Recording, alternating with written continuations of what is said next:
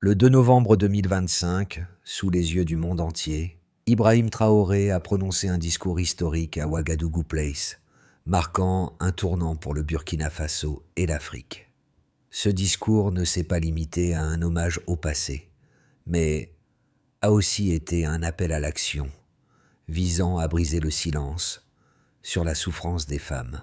Ibrahim Traoré a réinventé la politique africaine en mettant les femmes au cœur de son programme et en transformant une lutte ancienne en une vision moderne de la dignité. Mais comment un simple discours a-t-il provoqué un tel bouleversement dans une nation ? Ce discours n'était pas seulement un message, il était un appel à l'éveil des consciences. Ibrahim Traoré, en tant que président du Burkina Faso, a promis un changement radical lors de son discours du 2 novembre 2025. Il a annoncé un projet de transformation de la société, où l'égalité entre les sexes serait au centre de l'action gouvernementale. La promesse n'était pas simplement politique, mais humanitaire, offrir aux femmes une place égale dans la société et dans l'histoire de leur pays. Cela impliquait non seulement des réformes législatives, mais aussi un véritable soutien économique et éducatif. Si la nation ne s'adaptait pas, la fracture sociale s'approfondirait. Mais si le projet réussissait, il offrirait une nouvelle vision du leadership en Afrique. Un leadership où la dignité, la justice et l'empathie étaient les piliers d'un avenir commun. L'enjeu était immense, car ce changement risquait de perturber un système patriarcal profondément enraciné. Toutefois, Traoré était déterminé à en faire un modèle, non seulement pour le Burkina Faso, mais pour l'ensemble du continent africain. Il avait la conviction que seul un changement en profondeur garantirait la véritable stabilité du pays. Le discours d'Ibrahim Traoré a marqué un moment charnière, non seulement pour le Burkina Faso, mais pour toute l'Afrique. Dès les premières paroles, il a captivé l'audience en abordant un sujet rarement évoqué en politique, la souffrance silencieuse des femmes à travers le continent. Il a révélé des statistiques alarmantes, montrant que plus de 200 millions de femmes africaines avaient enduré la mutilation génitale, une pratique encore répandue dans le Sahel. Mais ce n'était pas une simple dénonciation. Traoré a lié cette souffrance à l'inaction des gouvernements et aux sociétés qui, pendant des siècles, ont permis que ces injustices perdurent. Ce discours, bien que poignant, n'a pas été qu'une rétrospection, mais une annonce d'action. Traoré a dévoilé un plan ambitieux pour éradiquer ces pratiques, en commençant par des réformes légales et éducatives radicales. Ce n'était pas seulement un discours, c'était un manifeste pour un nouveau Burkina Faso. Il a mis en lumière des femmes comme Fatoumata Tamberjang, une figure de résistance en Gambie, et Ellen Johnson Sirleaf, ancienne présidente du Libéria, qui ont défié des régimes injustes pour reconstruire leur nation.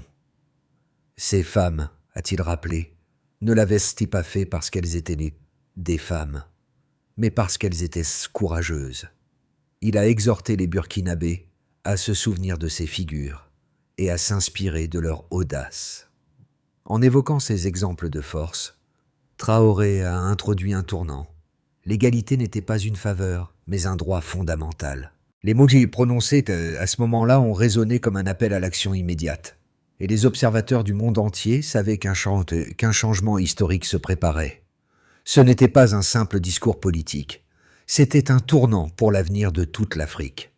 Dans ce discours, Ibrahim Traoré s'est présenté non seulement comme un leader politique, mais aussi comme un visionnaire déterminé à redéfinir la place des femmes dans la société burkinabé.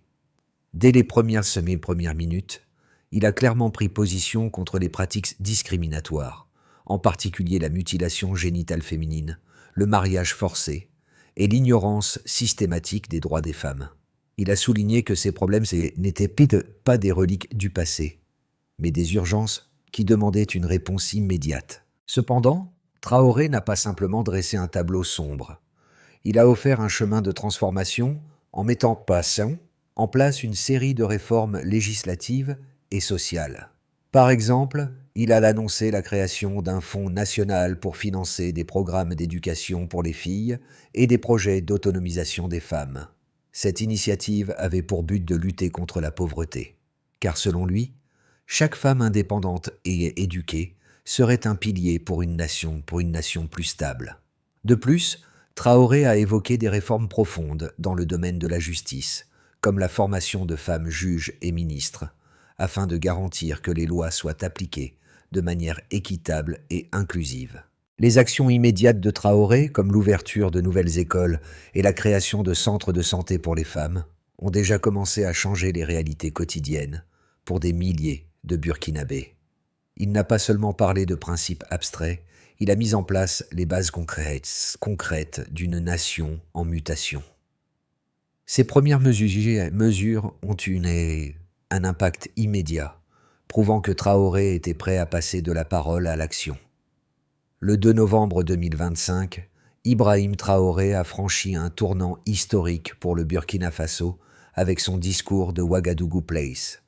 Ce discours ne s'est pas limité à une simple prise de position. Il a marqué un changement radical de direction pour une nation rongée par des inégalités profondes.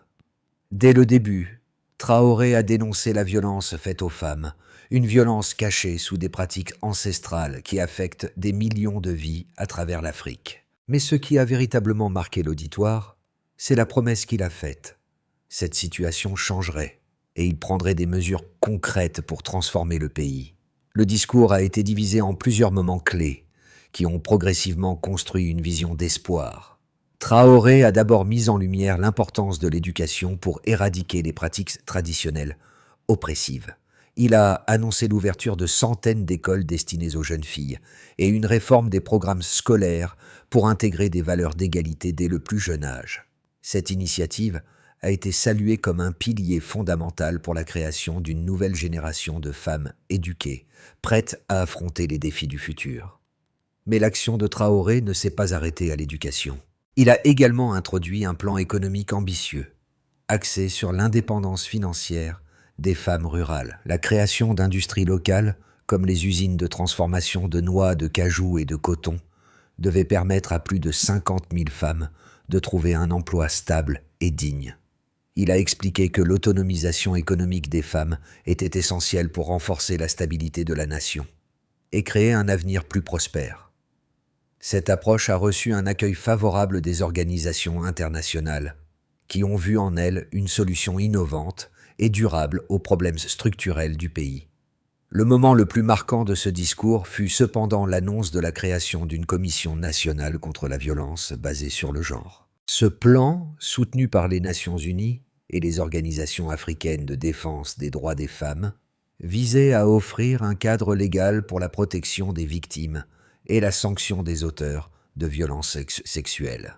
Le gouvernement burkinabé s'engageait à poursuivre activement ces crimes, transformant ainsi une problématique longtemps ignorée en une priorité nationale. Les mots de Traoré ont eu un effet immédiat. La nation a pris conscience qu'un changement profond était en marche. Les réactions internationales ont été rapides. Les médias ont couvert le discours en direct et l'ONU a rapidement salué les initiatives du Burkina Faso comme un modèle pour d'autres nations africaines. Mais ce n'était que le début.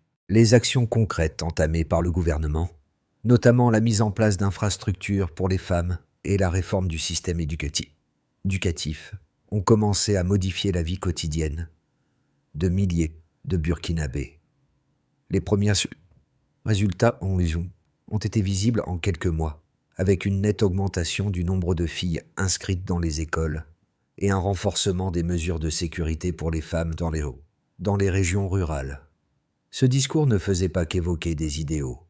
Il mettait en lumière les bases d'un programme politique audacieux, où chaque femme avait un rôle à jouer dans la construction d'une société plus juste et égalitaire. Ce qui semblait au départ une promesse lointaine est rapidement devenu une réalité, avec des implications profondes pour le futur du Burkina Faso. Le discours d'Ibrahim Traoré ne s'est pas contenté de paroles inspirantes.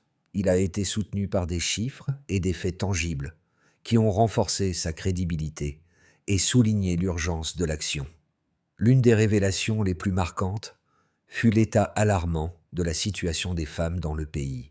Selon les statistiques du gouvernement burkinabé, plus de 200 millions de femmes en Afrique subsaharienne ont subi la mutilation génitale féminine, un chiffre qui met en évidence l'ampleur du problème.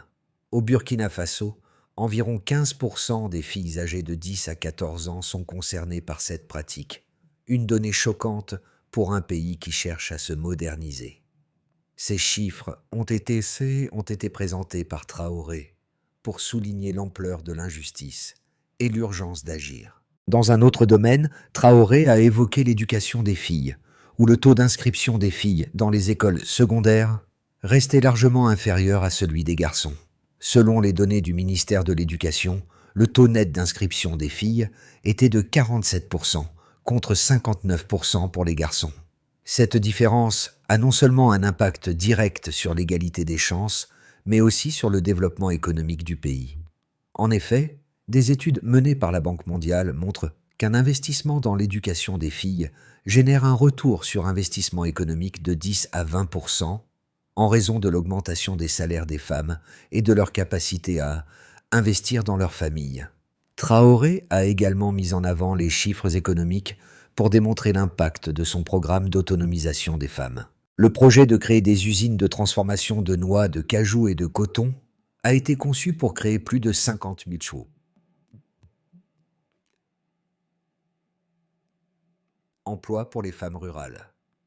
Les experts en développement estiment que pour chaque femme employée dans ce secteur, plusieurs autres bénéficient indirectement de l'augmentation des revenus familiaux et de l'amélioration des conditions de vie.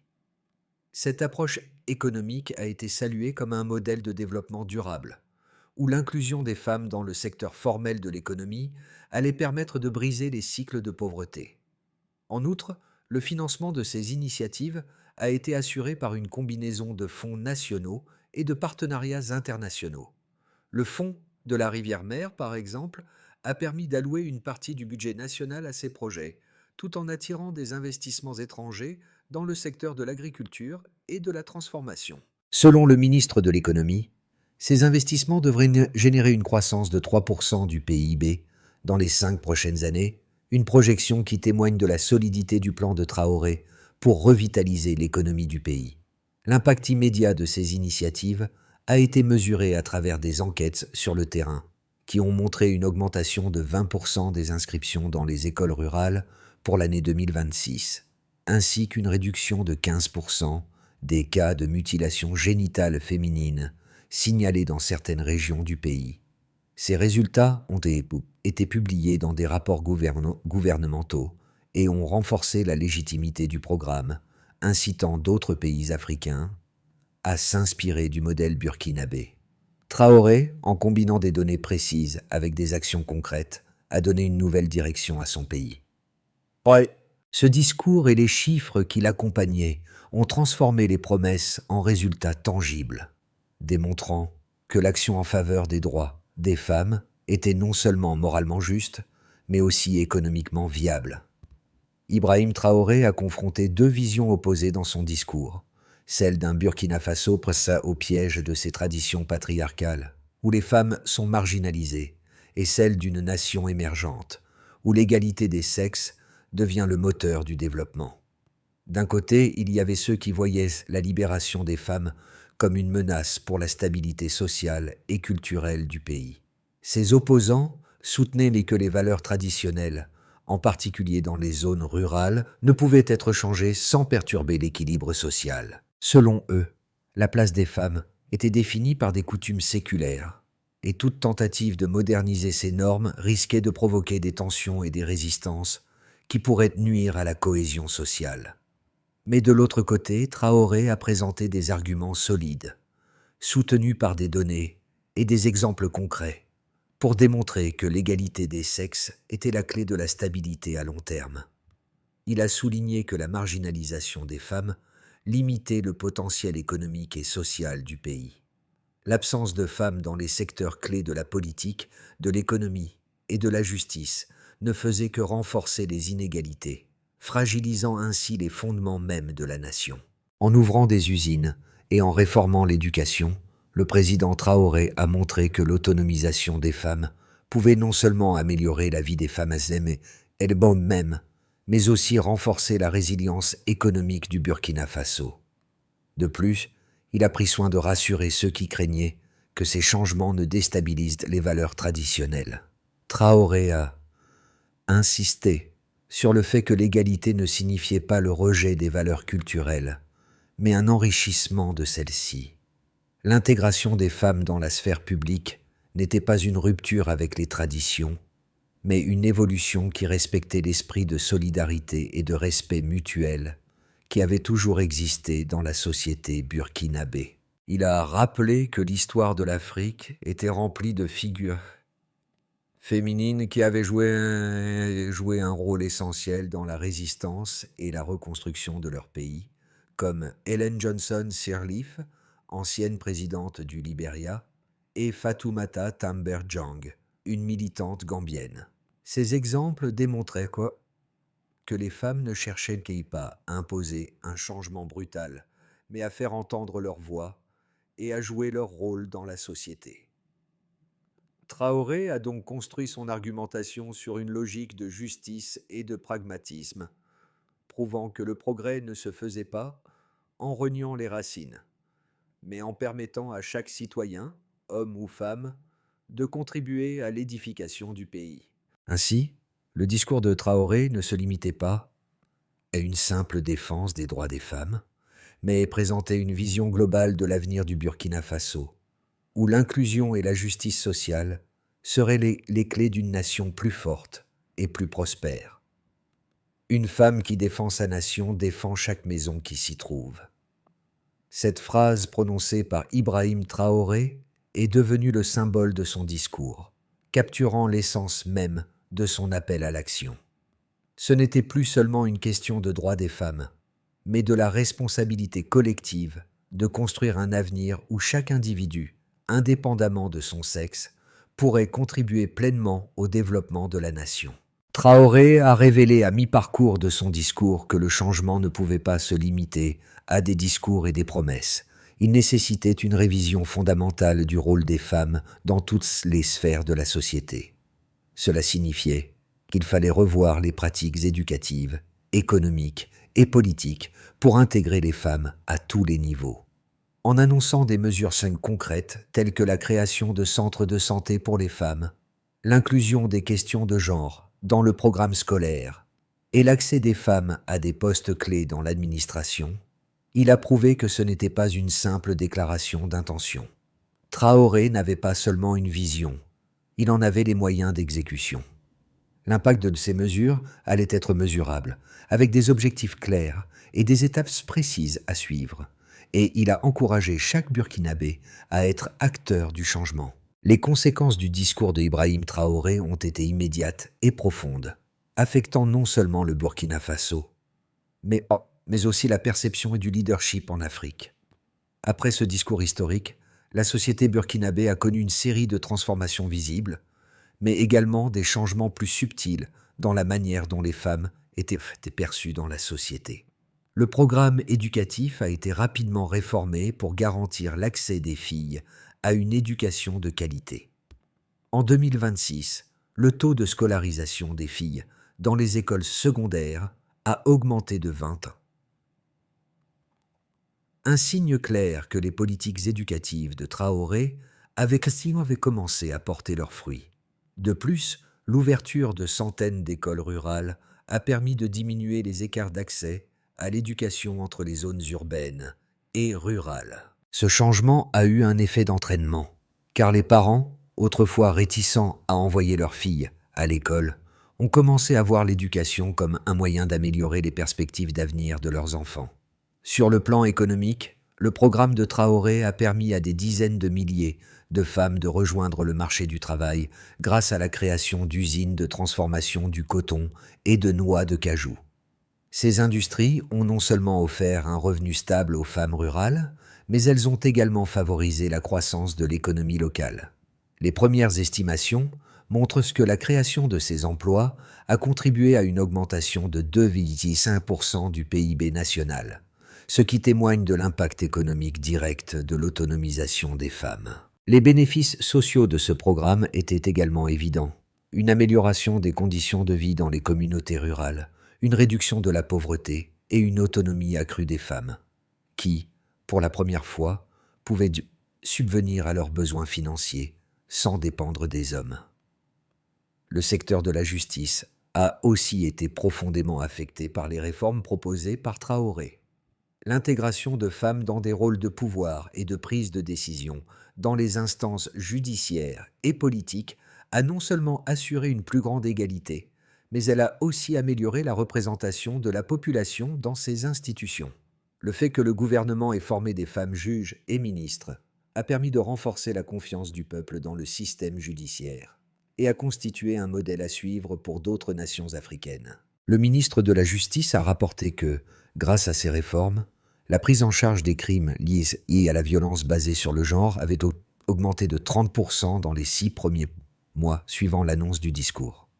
À l'international, les réformes de Traoré ont été saluées comme un modèle de gouvernance progressiste.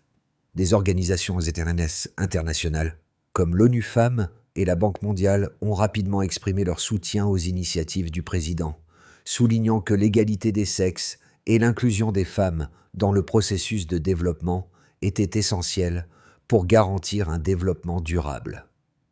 Les pays voisins ont observé de près la mise en œuvre de ces réformes, et plusieurs ont déjà commencé à adopter des stratégies similaires, inspirées par l'exemple burkinabé. Ainsi, le discours de Traoré n'a pas seulement eu un impact immédiat sur la politique et la société burkinabé. Il a lancé un mouvement continental qui a placé l'égalité des sexes au cœur du développement en Afrique. Le Burkina Faso, jadis perçu comme une nation en crise, est devenu un exemple de renaissance, montrant au monde que le changement était non seulement nécessaire, mais aussi possible. Dans les mois qui ont suivi le discours d'Ibrahim Traoré, 3 trajectoires possibles ont commencé à émerger pour le Burkina Faso, chacune dépendant de la manière dont les réformes seraient mises en œuvre et accueillies par la population. Le scénario de base repose sur la continuité des efforts actuels. Si les programmes éducatifs, les centres de santé féminins et les usines destinées à l'autonomisation économique des femmes poursuivent leur rythme, le pays verra progressivement une amélioration durable des conditions de vie. Les inscriptions scolaires des filles continueront d'augmenter, la justice pour les victimes de violences sera renforcée et le pays pourra stabiliser sa croissance autour de 3% par an. Ce scénario représente un avenir réaliste où les progrès sont constants, même s'ils nécessitent une vigilance continue face aux résistances culturelles.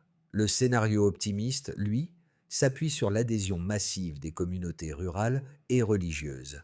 Si les leaders locaux embrassent pleinement les réformes de Traoré, en les défendant dans les mosquées, les tribunaux locaux et les conseils communautaires, le changement pourrait s'accélérer. Le taux de mutilation génitale féminine pourrait diminuer de 30 à 40% dans certaines régions, et la participation des femmes au marché du travail pourrait connaître une hausse spectaculaire.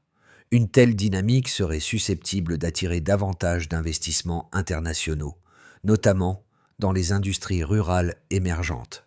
Le Burkina Faso pourrait alors devenir, en moins d'1 an, un modèle incontournable de réforme sociale en Afrique.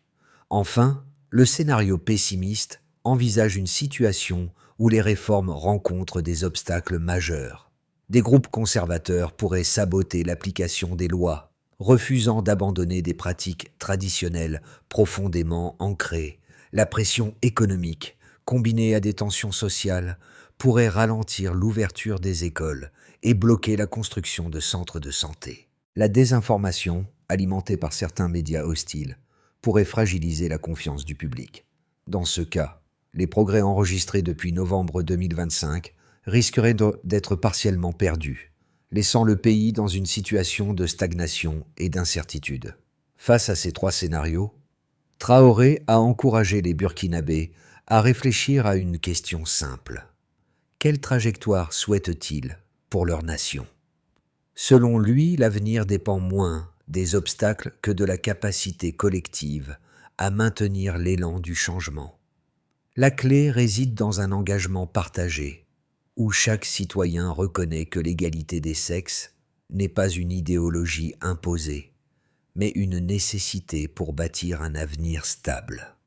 Le discours d'Ibrahim Traoré n'a pas seulement eu un impact sur le Burkina Faso, mais il a résonné bien au-delà des frontières de son pays. Il a touché les cœurs et les consciences, particulièrement ceux des Africains qui, pendant trop longtemps, avaient été témoins de la marginalisation systématique des femmes dans leur société. En présentant un modèle de leadership fondé sur l'égalité et la dignité, Traoré a inspiré un changement profond dans la manière dont les dirigeants africains abordent les problèmes sociaux. Pour les Burkinabés, ce discours a marqué un point tournant. Ils se sont rendus compte qu'ils pouvaient être acteurs d'un changement non seulement pour leur pays, mais pour tout le continent. Le président a rappelé que la dignité humaine était universelle et que les femmes, en particulier, avaient été privées de cette dignité pendant trop longtemps. Pour les spectateurs étrangers, notamment en Occident, le discours de Traoré a redéfini la notion de leadership. Ce n'était plus une question de pouvoir ou de domination, mais de service à la communauté, de responsabilité morale envers les plus vulnérables. En plaçant les femmes au centre de son discours, Traoré a démontré que l'égalité des sexes n'était pas simplement une question de justice sociale, mais une composante essentielle du développement humain et économique. Les jeunes Africains, en particulier, ont trouvé dans ce discours une nouvelle forme d'espoir. Pour eux, Traoré n'était pas simplement un président, mais un mentor, quelqu'un qui incarnait la possibilité d'une Afrique nouvelle, une Afrique de l'égalité, du respect et de l'amour pour les valeurs humaines fondamentales. Le changement que Ibrahim Traoré a initié nécessite un engagement à long terme et des actions concrètes à chaque étape du processus. La première étape cruciale est la réforme de l'éducation. Dès 2026, le Burkina Faso a introduit des programmes scolaires révisés, intégrant des valeurs d'égalité des sexes et de droits humains. Les enseignants ont été formés à sensibiliser les jeunes générations aux questions de genre et d'égalité, en veillant à ce que les filles, tout comme les garçons, aient accès à un enseignement de qualité. Ce processus de réforme est suivi par l'ouverture de nouvelles écoles, en particulier dans les régions rurales, où l'accès à l'éducation reste un défi majeur. La deuxième étape est la création d'opportunités économiques pour les femmes. Le gouvernement burkinabé a mis en place un programme de subventions et d'investissement pour développer des usines locales, en particulier dans les secteurs de la transformation du coton et des noix de cajou. Ce programme permet à des milliers de femmes rurales de trouver un emploi stable et de participer activement à l'économie nationale. Parallèlement, un système de microcrédit a été instauré pour aider les femmes entrepreneurs à démarrer leurs propres entreprises, renforçant ainsi l'autonomie économique. Enfin, la troisième étape est la réforme du système judiciaire. Le Burkina Faso a formé des femmes juges et ministres, assurant une meilleure représentation des femmes dans les instances décisionnelles. Cette initiative a permis de rendre le système judiciaire plus inclusif et plus sensible aux besoins spécifiques des femmes, en particulier en matière de violence basée sur le genre. Ces trois étapes, éducation, économie et justice, forment le cœur du plan de Traoré. En garantissant à chaque femme l'accès à l'éducation, à des opportunités économiques et à une justice équitable, le Burkina Faso prépare un avenir plus équitable et plus stable pour ses citoyens. À la fin de son discours, Ibrahim Traoré a regardé droit dans la caméra et avec une intensité palpable, il a prononcé une phrase qui résumait parfaitement son engagement. « Aucune liberté n'est complète si nos mères ont toujours peur, et aucune nation n'est forte si ses filles doivent encore se cacher. » Ces mots résonnaient comme un appel à l'action pour chaque Burkinabé, mais aussi pour l'ensemble du continent africain. Ce n'était pas seulement un discours politique, c'était une promesse de transformation, un rappel que le chemin vers la dignité passe par le respect de tous, et en particulier des femmes. Le Burkina Faso, sous la direction de Traoré, ne se contentait pas d'aspirer à la justice. Il la rendait possible. La révolution sociale qu'il proposait ne reposait pas sur de grands bouleversements violents, mais sur un changement en profondeur de la manière de penser et d'agir. Il a ainsi montré que l'avenir d'un pays ne se mesurait pas seulement par sa richesse ou sa stabilité économique, mais par la manière dont il traitait ses citoyens les plus vulnérables. Et dans ce contexte, le Burkina Faso devenait un phare de l'espoir pour l'Afrique. Avec ce discours, Traoré a scellé son héritage, celui d'un leader qui n'a pas seulement rêvé de changement, mais qui a su le réaliser avec courage et conviction.